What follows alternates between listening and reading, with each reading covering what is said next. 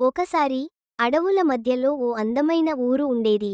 ఆ ఊర్లో పెద్దలే లేరు, కేవలం పిల్లలే ఉండేవాళ్ళు.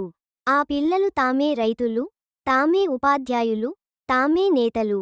కాని ఓ చిన్న విషయానికి వాళ్ళు ఎప్పుడూ కలిసే ఉండేవారు.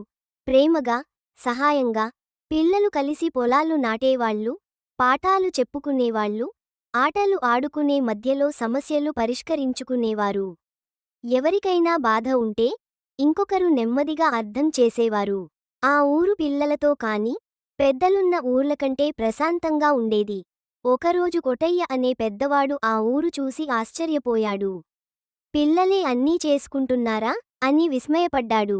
కానీ ఊర్లో ఉండి చూసిన తర్వాత అతనికి చాలా విషయానికి అర్థమైంది.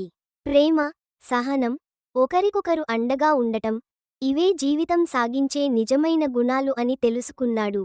కొటయ్య తన ఊరికి తిరిగి వెళ్లి అందరికి చెప్పాడు. మన ఊర్లో పంచాయతీ గొడవలు, పెళ్లి కష్టాలు అన్నీ ఎందుకంటే మనం మనసు వినట్లేదని. కానీ ఆ పిల్లల ఊర్లో ఒక్క మాటతో శాంతి వచ్చేస్తుంది. ఇలా కొటయ్య చెప్పిన మాటలతో అతని ఊరు కూడా మారింది. పెద్దలు పిల్లల్ని గౌరవించడాన్ని నేర్చుకున్నారు. కొత్తగా ఆ ఊర్లో స్నేహం పెరిగింది, మనసు కలిసింది.